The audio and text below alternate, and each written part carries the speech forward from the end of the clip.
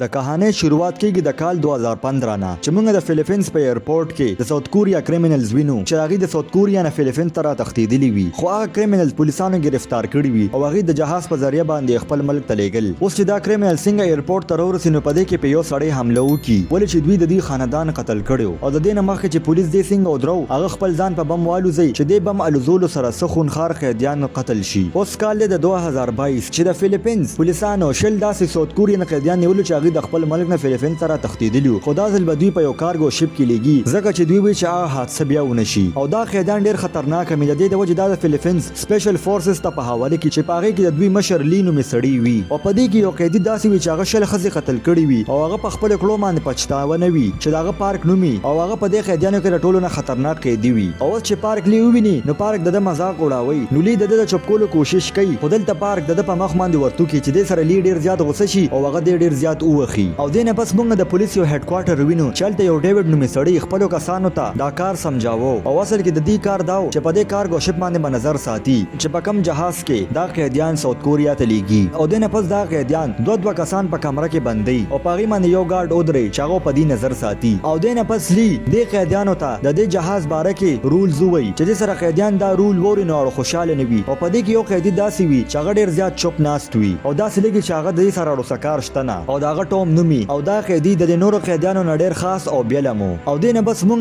څه ښځې قیدیانې وینو چې هغې یو بیل کمپارټمنټ کې قید کړي وي او په دې کې یو قیدي وي چې د هغې نوم جیني وي چې هغه ډېره زیاته خطرناک او شاطره وي ولې چې هغې خپل خاوند او خپل مور او پلار یې قتل کړي د دې د وجې دې ته عمر قید سزا وشوه او په دې باندې یو ښځه ګارډ ودرولې وه چې د هغې میری نوم وي دې نه بس موږ میکس وینو چې هغه خپل اسسټنټ ایلا ته خپل کار سمجاوي او دراصل ډیوډ ته پته وه چې له دومره خطرناک قیدیانو په منځ کې به خامخا څه ناڅه حادثه راځي د دې د وجې هغه دې دواړه په میشن کې شامل کړي چې څه میډیکل ایمرجنسي وي نو هغه دې هینډل کوي او اوس چې ایلا خپل کار کوي نو دې کې میکس یو خاص دوايي پټه کړي چې هغې به د بېهوشۍ کار کوو او دې نه پس په دې جهاز کې موږ کچن وینو چې دې کې ډېر زیات کسان موجود وي چې هغې د قیدیانو دپاره خوراک تیارو او دې کې میکس دې کچن ته راشي او هغې باندې هغه د انجن ځای ته ورشي چې هلته یو الفا نومې خطرناک قیدي پروت وي او میکس له دا کار ورکړی چې هغه د الفا نومې قیدي له ته نه ووایي چې هغه په ټول سفر کې ویده وي ځکه چې ډیوډ ته پته وه کو الفا راپاڅېدو نو په دې ټول جهاز کې به څوک هم ژوندي پاتې نه شي او الفا چېرته دی دا صرف ډیوډ او میکس ته پته وي او لی د دې میشن لیډر باوجود هم هغه ته پته نه وي چې الفا چېرته دی او ډیوډ څه خفیه ډاکومنټ پړاوي چې دې کې موږ ته پته لګي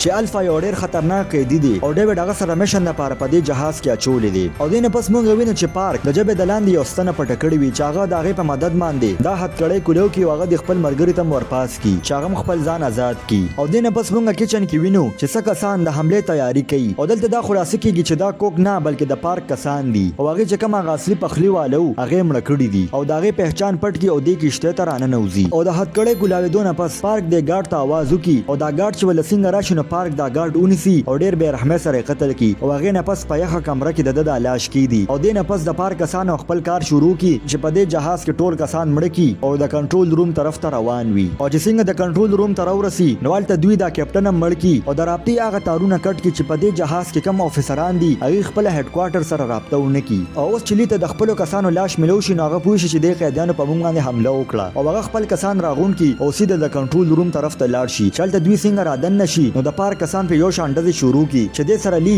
دوی له مو توړ جواب ورکړي او د پارک دا ټول کسان مړه کړي او بل خوا د میری نظر په یو سړي باندې ورشي او د هغه حالت ډېر زیات خراب وي او د هغه اخرې ساګانې وي نو دلته د میری تپوس وکړي چې موږ به هډ کوارټر سره څنګه رابطه وکړو نو هغه ورته وایي چې په انجن روم کې یو ځای دی هلته سټلایټ موبایل پرتې دي د هغې په ترو باندې ته رابطه کولی شي چې دې نه پس موږ پارک وینو چې هغه ټول قیدیان آزاد کړي او هلته چې کم ګارډز یې هغه هم قتل کړي دراصل د پارک ترکیب دا و چې موږ په دې جهاز باندې قبضه وکړو دا یو بل ملک ته بوځو نو دلته ورته ټوم منع وکړي چې زه تا سره په دې پلان کې نه شاملېږم ولې چې هغه ورته وایي چې دا ته کم کار کوې دا زموږ لپاره یو مصیبت جوړېدی شي خو پارک د ده خبره ونري او کم ګارډز چې بچ شوي هغه مړه کړي او دې نه پس هغه د انجن روم ته لاړ شي او هغه یو خپل ملګری کونوی ته ووایي چې ته را لاشونه یخې کمرې ته یوسه خو دلته دوی ته پته نه وي چې په کومه کمره کې دا لاشونه پراته دي هغې نه چې کم پایپ وتېري هغه لیک دی او د هغې نه وینه ساسي او سیده د الفا په مخ باندې پریوزي او چې په هغه باندې د وینې یو څو څاڅکي ورپروزي نو دې سره الفا هوش کې راشي او د خپل ځان د آزادولو کوشش یې کوو او بل خوا چې د پارک کمرې ته راشي نو هلته ټوله کمره د وینې نه ډکه وي نو دلته لی پوه شي چې پارک په انجن روم ته تلي ولې چې هلته سټلایټ موبایل دي چې دې نه پس لی د خپلو کسانو سره زر هغه انجن روم طرف ته روان شي او بل خوا پارک په دې انجن روم کې وي چې هغه سټلایټ موبایل یې ماتې کړي او دلته چې کم کسان موجود وي هغه مړه کړي او دې کې یو کس بس پاتې چې هغه څنګه مړکولو والا وي نو دې کې لی او د لی کسان راشي په دمانه ډزې شروع کی او په دې حمله کې د پارک ډیر کسان مړ شي او دې کې دا خیجن د دې ځای نه وتښتي او په دې دوران کې الفا ځان آزاد کړی وي او هغه د انجن روم ته راورسي او موږ دلته ګورو چې دا سترګې هم ګنډلې شوي دي خو هغه د هغې باوجود هم د انسان ګرمي محسوسوله او هغه د عام انسانانو نه ډیر زیات طاقتور او دلته الفا د پارک په کسانو باندې حمله وکړي چې هغې ډیر بې رحمۍ سره قتل کړي او دلته چې پارک دا وویني نو هغه د دې ځای نه د تښتېدو کوشش وکړي او دلته الفا د مخې ته راشي او پارک له خوا له ورشي او هغه ډیر بې رحمۍ سره قتل کړي او دلته چې دا کم کسان بچ شو هغې چې دا منظر وویني د هغه ځای نه وتښتي او د الفا د راتلو نه مخکې دوی دا ګیټ بند کړي او دلته اوس ډیوډ د هډ کوارټر نه خپلو کسانو سره د رابطې کوشش کوي خو هغه سره څوک هم رابطه ونه کړي او هغه د سټلایټ کیمرې په ترو باندې د دې جهاز جانچ پړتال کوي چې هغه ته پته ولګي چې دغه کسان قتل شوي دي نو هغه ډیر زیات حیرانه شي او په دې دوران کې ډیوډ ته کول راشي او چا چې ورته کول کړي د هغه ډایرکټر نوم وي او دغه په سینې باندې یو نشان هم وي چې دغسې نشان د الفا په سینې باندې هم وي او د دې مطلب دا چې د دې دواړو منځ کې څه تعلق شته او دلته موږ ته دا پته لګي چې ډایرکټر د ډیوډ بوس دی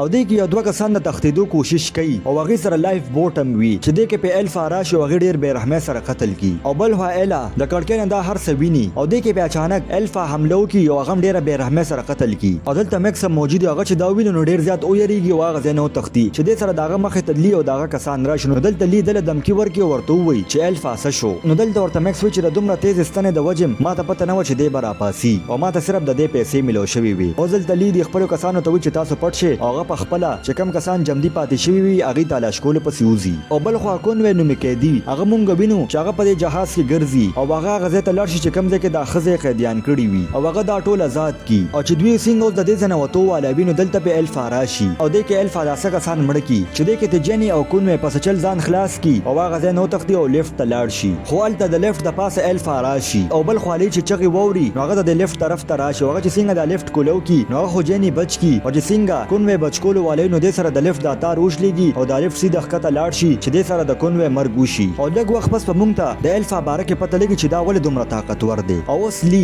جني یخې کمرې ته بوتله او ورته وایي چې ته دلته پټه شه او هغه په خپله الفا تلاش کولو پسې وځي او دې کې لی په الفا باندې یو شان ډزې شروع کړي خو په الفا باندې د ګولو اثر نه کېدو نو دې کې لی یو چاړه راواخلي او د الفا نه لاس کټ کړي خو دلته په لی باندې الفا ډېر زیات زورور وي او لږ وخت نه پس لی هار ومني او الفا د لی ډېر بې رحمۍ سره قتل کړي او اوس الفا جني تلاش کولو پسې روان وي چې الفا هغه یخې کمرې ته راشي او دلته جني د لاشونو سره پروزي او دلته د دې دپاره ښه خبره دا وه چې د دې یخوالي د وجې د جني بدن بالکل یخ وي چې دې سره الفا ته دا احساس ونه شي چې دلته څوک ژوندی شته او الفا د هغه ځای نه وځي او اوس دلته د لی ټیم راشي چې کوم ځای کې الفا اچولی و او هغې سره ټوم هم موجود وي او دلته اوس دوی جانچ پړتال کوي نو دلته میری ته یو ډاکومنټ بلو شي چې هغې ته دلته پته ولګي چې الفا د ډېر عمر دی او هغه په جاپان کې یو فوجي و چې هغه په یو مشن باندې فیلیپینز ته راغلی و خو بدقسمتۍ سره هغه د فیلیپینز آرمي ګرفتار کی او په هغې باندې بیا ډېر عجیبه عجیبه ایکسپریمنټ کولی چې دې سره دوی وایي چې موږ یو طاقتور فوج جوړ کړو او بل خوا مکس یو لیپټاپ میلو شي چې په هغې کې د الفا جانکاري وي او دلته دوی ته پته ولګي چې الفا د عامو انسانانو نه ډېر زیات مختلف دی هغه ته نه درد محسوسیږي او نه د هغه عمر زیاتیږي او اوس موږ کال 1943 وینو چې په هغې کې د فیلیپینز آرمي خوشحالي مناوي ولې چې دوی وایي چې زموږ ایکسپریمنټ کامیاب شو خو دې دوران کې الفا راپاسي او دلته دا ټول ډېر بې رحمۍ سره قتل کړي او بل خوا موږ ډیوډ وینو چې هغه خپل ټیم سره دې جهاز طرف ته را روان دی او د هغې نه مخکې هغوی ځان یو خاص قسم انجکشن ووایي چې هغوی د الفا د طاقت او د سپیډ مقابله وکړي او دې نه پس دا ټول دې جهاز ته دننه لاړ شي چې هلته د دوی ملاقات جني سره وشي نو جني ورته ټوله کهاني وکړي خو دې کې ډیوډ ډایرکټ دا جني په سر باندې ولي او مړی کړي او دوی چې څنګه مخکې ځو کم کسان بچ شوي وي هغه مړه کړي او په دې دوران کې د ډیوډ ملاقات ټوم سره وشي او دې سره موږ ته دا پته لګي چې ټوم او ډیوډ یو بل پیژني او د ټوم په سینه باندې هغه نشان وي چې کم د الفا په سینه باندې وي او دې نه بس موږ څه کلونه مخکې کهاني وینو چې په هغې کې ډیوډ څه کسان اغوا کړي وي او په هغې باندې هغه ایکسپریمنټ کوي چې دې کې د دوی دا ایکسپریمنټ فیل شي او دې کې ډېر کسان مړه شي خو په دې کې یو کس داسې وي چې هغه بچ شي او په هغه باندې دا ایکسپریمنټ کار وکړي او هغه وي ټوم او ټوم په سچل باندې د هغه ځای نه وتښتي او هغه خپل پهچان بدل کړي او یو نوې زندگی شروع کړي او دې نه څه کلونه پس ټوم واده وکړي چې د هغه یو زوی مشي